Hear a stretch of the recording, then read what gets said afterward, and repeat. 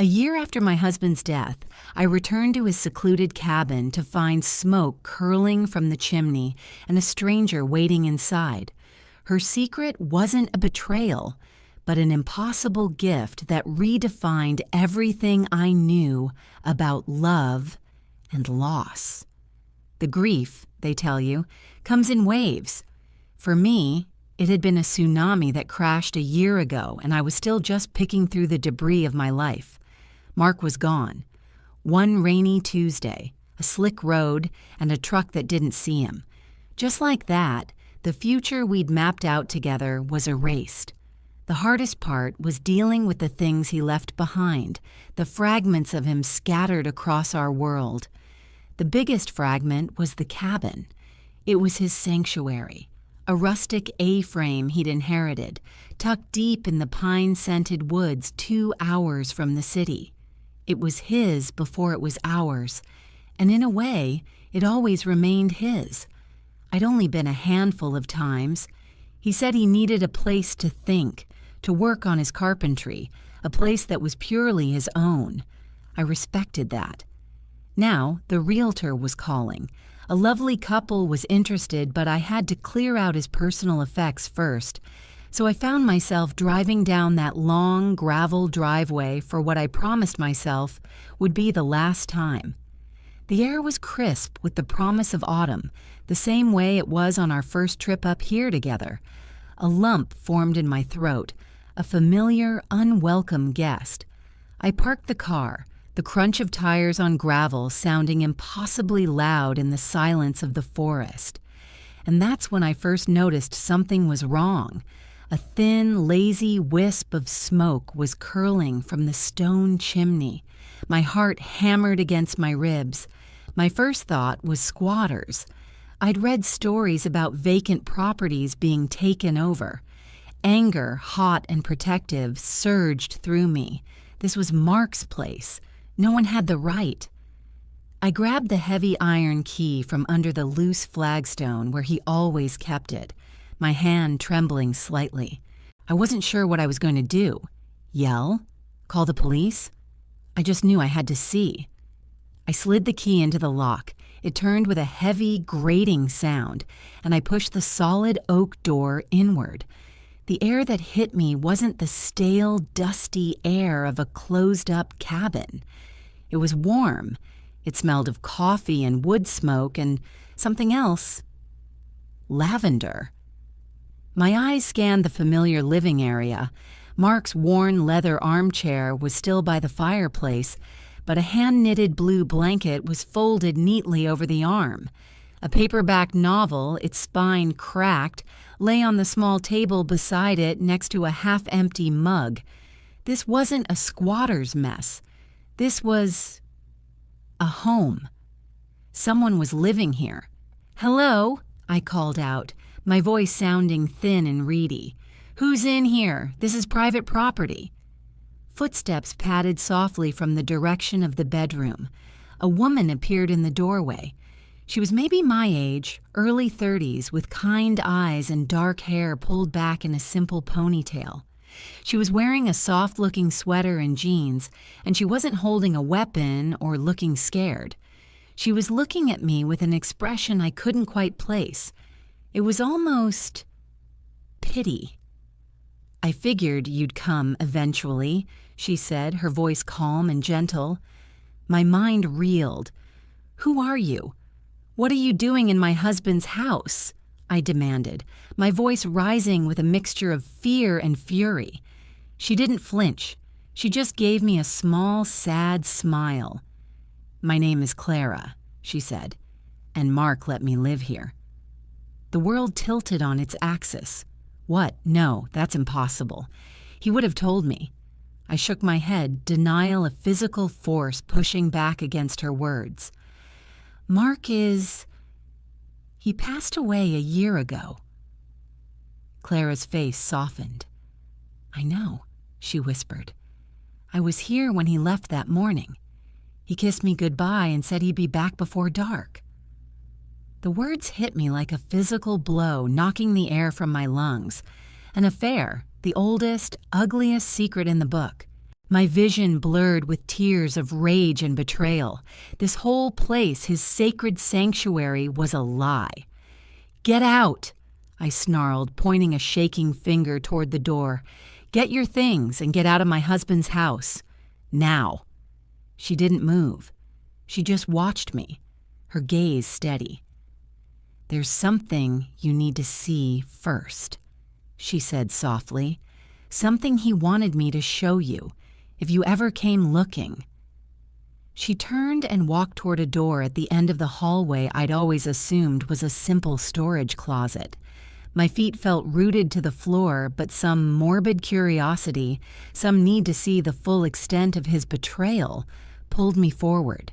She opened the door and stepped aside. It wasn't a closet, it was a room, a child's room. It was painted a soft, pale yellow, a beautiful hand-carved wooden crib. Unmistakably Mark's work stood against one wall. A mobile of little wooden birds hung over it, and tiny clothes were folded neatly in a matching dresser. It wasn't a guest room prepared for a future possibility. It was a room that was being used. It smelled of baby powder and milk. My gaze snapped from the crib to Clara's face, 1,000 nightmarish questions screaming in my head. She looked down at the perfect, impossible room, a wistful look on her face. "He finished it just last spring," she said, her voice filled with a quiet pride. "He was so proud of it." My mind refused to process what my eyes were seeing. A baby's room. Not just any room, but a perfect, loving, handcrafted nursery. The kind of room we had talked about, sketched on napkins during late-night dinners, dreamed of for years. We'd stopped dreaming after the third miscarriage, after the doctor told us it just wasn't going to happen. The topic became a closed door in our marriage, a room filled with too much pain to enter. And here it was, built by my husband's hands, for another woman, for her child. A cold, sharp blade of betrayal twisted in my gut, more painful than the initial grief of his death had ever been. "He was so proud of it," she repeated softly, and I snapped. "Proud?" I spat the word, my voice cracking. "Proud of this? Proud of lying to me every time he said he was coming up here to be alone? Proud of having a secret family behind my back?" I took a step towards her, my hands clenched into fists. "How old is the baby?" I demanded, the question tasting like acid. Clara didn't back away. She just held my gaze, her own eyes welling with unshed tears. "That's not what this is," she said, her voice a fragile plea. "It's so much more complicated. Mark was a good man." "A good man?" I laughed, a harsh, broken sound that echoed in the quiet cabin. "Good men don't build secret nurseries for their mistresses while their wives cry themselves to sleep over empty arms. Good men don't live double lives." My tirade was cut short by a sound from the crib, a soft whimper followed by a sleepy, gurgling coo. We both froze. My blood ran cold. It was real. The abstract horror of the room suddenly had a voice. Clara's face crumpled slightly, and she moved past me to the crib, her movements gentle and practiced. She leaned over, murmuring something soft and low, the way a mother does. I was paralyzed, a spectator at the scene of my own life's destruction. I couldn't run. I had to see. I had to see the face of his betrayal. She straightened up, a small bundle wrapped in a pink blanket held securely in her arms. She turned to face me. The baby was tiny, with a dusting of dark hair so like Mark's it made my heart stop. Her eyes were closed, her little face scrunched up in sleep. She was beautiful, and she was his. I could see the curve of his nose, the shape of his chin, all miniaturized on this perfect, impossible little face. the rage drained out of me, replaced by a hollow, aching emptiness. This was it. This was the final, indelible truth of my marriage. It was all a lie. "We couldn't," I whispered, the words barely audible. "We tried for so long and we couldn't." The confession hung in the air between us, raw and pathetic. I didn't know why I said it to her. Maybe I wanted her to see the full scope of what she and Mark had done. Clara looked from my face to the baby in her arms, and an expression of profound, heartbreaking sorrow washed over her. "I know," she said. "He told me everything. That's why he did this." The statement made no sense. It was a piece from a different puzzle, nonsensical and cruel. "Why he did what?" I asked, my voice numb. "Build a life with you because he couldn't have one with me? Was this some kind of sick replacement?" "No," she said, shaking her head vehemently, clutching the baby a little tighter. "No, you don't understand. He did this for you." She took a tentative step towards me. My mind was screaming, refusing to compute. For me? This entire nightmare was for me? "What are you talking about?" I choked out. "How is this for me?"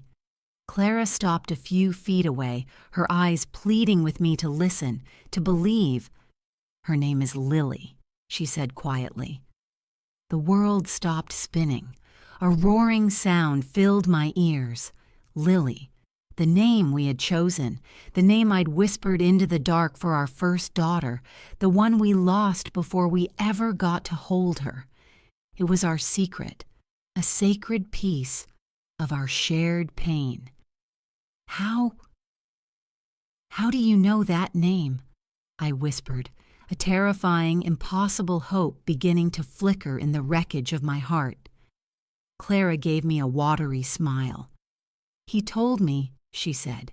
"He told me to call her Lily, and he told me to give you this when you were ready." She shifted the baby to one arm and reached into the top drawer of the dresser. She pulled out a folded piece of paper, a thick, official-looking document. She held it out to me. My hand trembled as I took it. I unfolded it. It was a birth certificate. I scanned the details, my eyes blurring. Date of birth, 8 months ago. Baby's name, Lily Ann Peterson. Father's name, Mark Daniel Peterson. And then my eyes landed on the last line, the one for the mother's name. I read it once, then twice, the letters swimming before my eyes, refusing to make sense. It wasn't Clara's name. It was mine. The name on the paper stared back at me. Sarah Elizabeth Peterson. My name. It was an impossibility, a legal fiction, a cruel joke written on an official document. My breath hitched. A strangled sob caught in my throat. I looked from the certificate to Clara's tear-streaked face, then to the sleeping infant in her arms. My daughter. The word echoed in the silent chambers of my heart, a place I had sealed off a long time ago. "I don't understand," I whispered, the paper rattling in my shaking hand. "How—" Clara gently laid Lily back in the crib before turning to me, her expression one of profound empathy.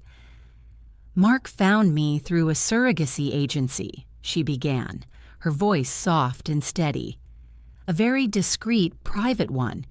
He knew how much pain the whole process had caused you, how you couldn't bear another round of failed IVF, another disappointment.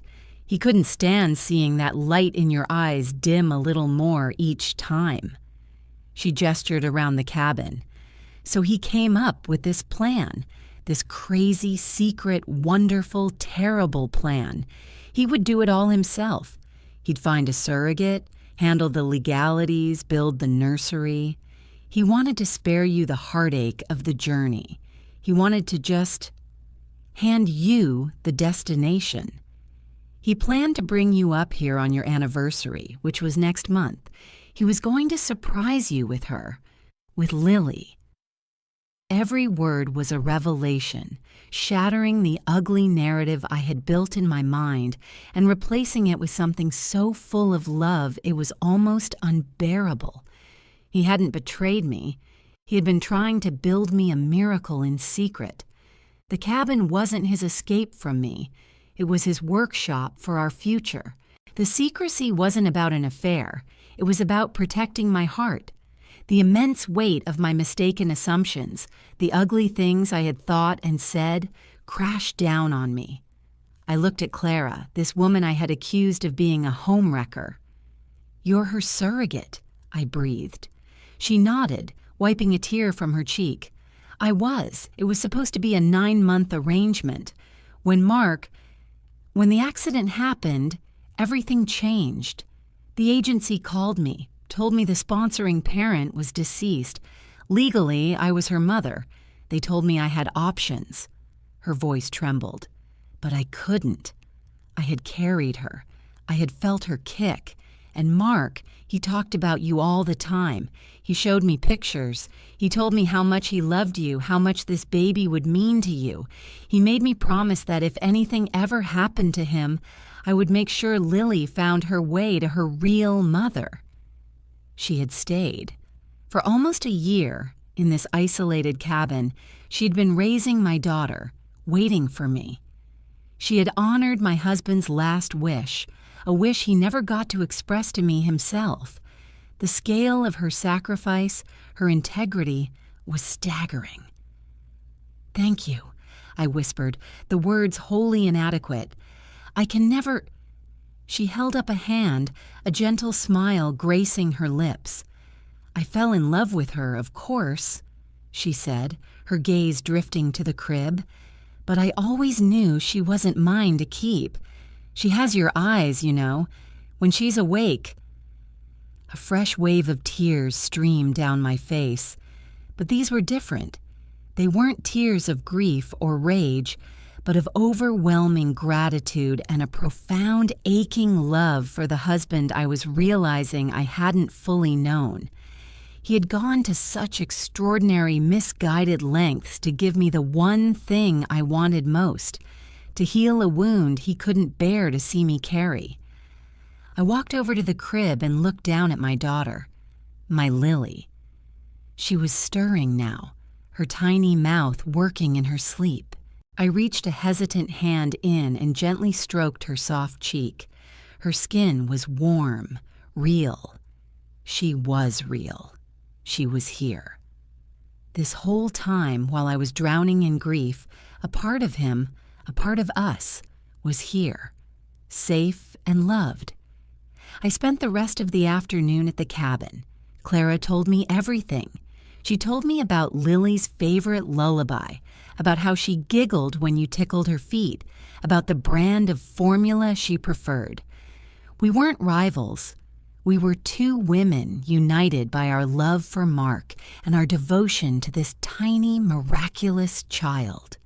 By the time the sun began to set, casting long, golden shadows through the pines, a new kind of quiet had settled in my soul. The realtor could wait.